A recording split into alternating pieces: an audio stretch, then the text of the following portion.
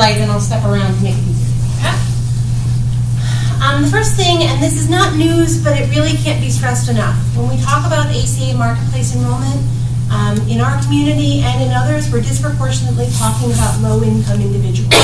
78% of DuPage County residents that enroll in a Marketplace plan are receiving an advanced premium tax credit, and that's tied to their income. That more aggressive level of assistance that comes in a cost-sharing reduction is still available to almost 1 in 2 of the ACA Marketplace plan enrollees here in DuPage.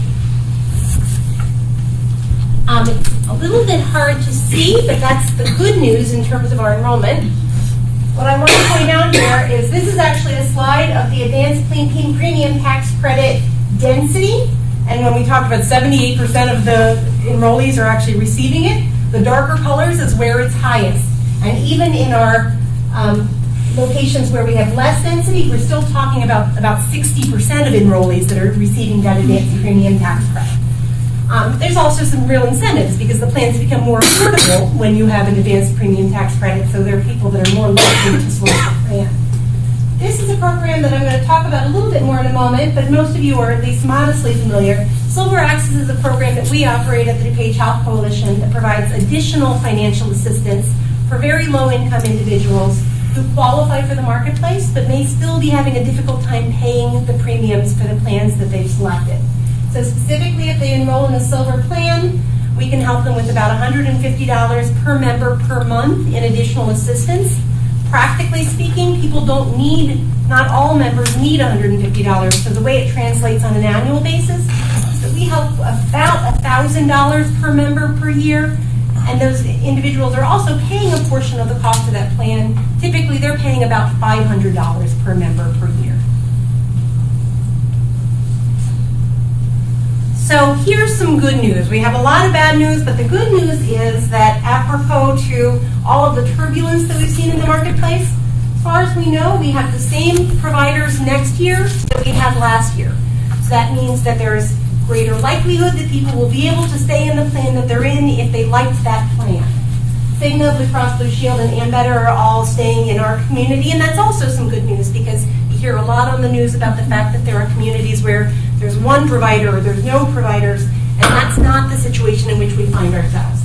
Blue Cross is overwhelmingly still the dominant selection for members in the ACA, but Cigna and Ambetter also have a lot of plans. We didn't talk about this, I don't think Nadine you talked about it, but Illinois has joined a lawsuit that is being put forward by a number of attorney generals and trying to restore those subsidies for cost sharing reduction. So it's another tactic that's sort of going on at the same time. We'll see how that works out.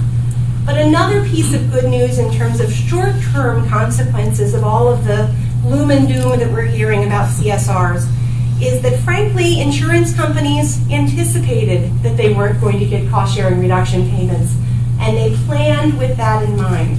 The bad news is that we're seeing significant increases in premiums because they built the costs for those cost-sharing reductions into the premiums for each of the plans they were putting forward. But what that means is that in Illinois, the Department of Insurance told the insurers, in essence, to give us rates based on the idea that there isn't going to be a CSR payment. And that means that Blue Cross has already come out publicly, and the others have given some signaling that they don't plan to leave the market this year, and they don't plan to change the rates that they've already put forward. They can get better, but they shouldn't get worse. But here's the bad news. The bad news is that those rates that they put forward are still significantly up from the year prior, which were significantly up from the year prior. So we're still seeing an upward tick that's really concerning. Most of the very low-income individuals will not feel the full consequence of those rate increases because those advanced premium tax credits and those cost-sharing reductions that they will continue to receive will buffer them from some of those rate increases, or at least a big portion of it. But who will really get hurt is middle-income individuals, individuals who have incomes that are just above that line that qualifies them for some of those additional benefits. And certainly, frankly, programs like myself that are trying to help people to be able to purchase those plans will also feel the consequences. We have to pay more to provide that level of assistance as well. So when I was invited to speak here, I said that I didn't really think that anybody wanted to hear me talk about Access DuPage anymore, or Silver Access. So I'll field any questions that you may have, but really what I wanted to say is we're open for business and we're available for whatever change comes. So we don't believe that we're going to see in the very short term rapid rises in the number of people who need Access DuPage, but if that happens, we will be here to provide that level of assistance. Pre-ACA, we served about 15,000 people a year, 12 to 15,000. Right now, we're serving about 6,000. We don't want to return to those prior levels, but we will do what we need to do to make sure that the community gets the care that they need. Today, the Access DuPage patient population is very ethnically diverse, actually not very ethnically diverse. No. About 96% are Spanish-speaking, and only about 1% prefer to speak English at home. Silver Access, we just talked about. We served about 500 folks this year, and we're going to do that again next year. And we had 100% carrier participation, which meant that people could pick any of the plans on the marketplace in that silver tier, and we would be able to coordinate with their insurer to help them make those payments. We anticipate that we will have that again in year 2. That's awesome. Finally, my last slide and some good news. We've talked about it before, but we finally have launched the Dispensary of Hope. So the Dispensary of Hope is a little bit different from some of the other DuPage Health Coalition programs. First, I want to acknowledge that we are doing this in partnership, as in all things, with lots of community partners, but especially with the DuPage Convalescent Center, who is very generously allowing us to locate our pharmacy at the Convalescent Center's retail outlet on County Farm Road in Wheaton, just across from the county complex. It's going to be open 6 days a week, and it is free generic medications for individuals who meet certain eligibility criteria. Notably, it is free, no cost at all to the consumer, but it is only a limited formulary. That formulary is available on our website, so you can actually see all of the medications that are available, especially in these early stages. If you have someone that wants to come over and use it, I would highly recommend that they call first to make sure that we have the medication in stock, because we're still working out inventory and figuring out how much we need. We don't know what demand is going to be, et cetera. So given that this is a large county, we don't want people driving across and finding out they can't get their medicine. Just have them give a call. One of the pharmacists can confirm that the medicine's available and in stock. But you can come pick up 90 days worth of medication at a time with a prescription from their provider for 90 days. So we really built that with the idea that, again, folks are going to be coming from further away. We want them to not have to do that trip every month if they don't have to. If they're stable on a medication, they can get 90 days worth of that medication. And the income guidelines are 200% of federal poverty or lower, the same guidelines that we use for a whole lot of other programs, but they're on all of our handouts, they're on our website. The pharmacy will also have those headlines, and if you look at this, the back page, we have this in English and Spanish. It's available as a PDF on our website, so you can print it out, and we're also happy to share them with anybody that wants to have them.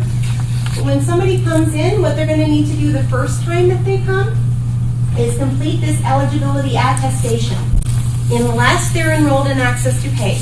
If they're enrolled in Access DuPage, they just have to present their card. That's all, because we've already done that eligibility. But if they aren't, they just have to complete this document. It looks like a lot of words, but there's actually very few questions.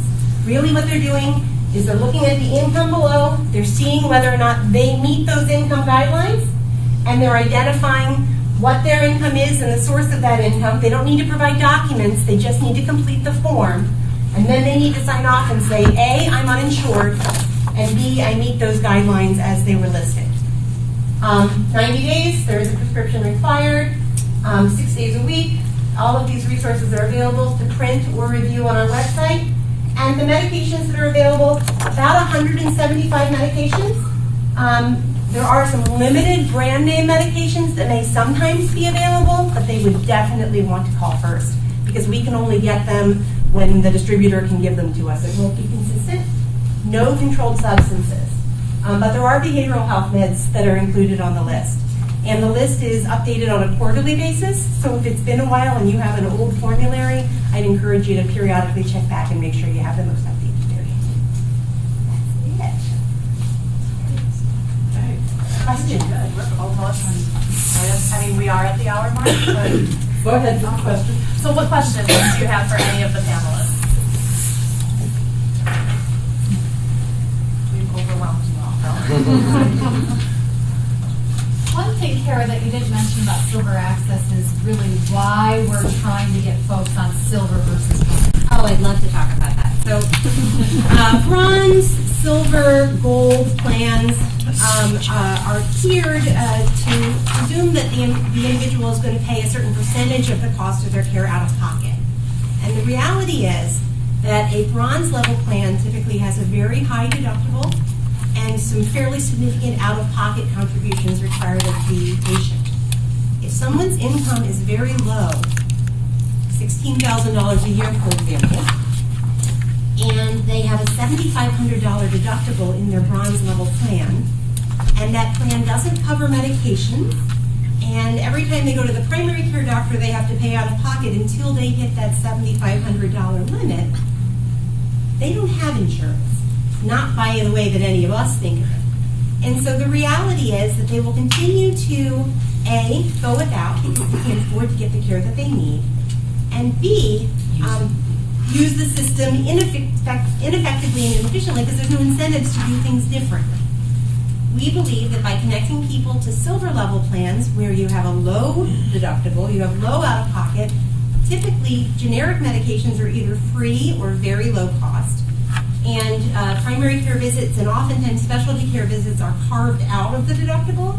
Now you can actually have someone who's a partner in using the system effectively, and more importantly, they can actually get the health care that they need.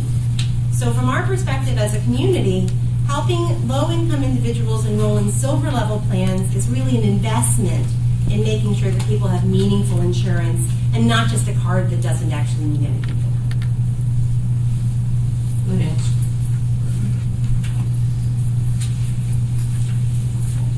I would like to make an observation, and that is when I think back to when we had early discussions about the nature of the DuPage County safety net, and I had the privilege of being part of those early discussions, and now I hear the wonderful advancements that we've made toward a comprehensive safety net. It's really impressive, and so I'm really pleased with all the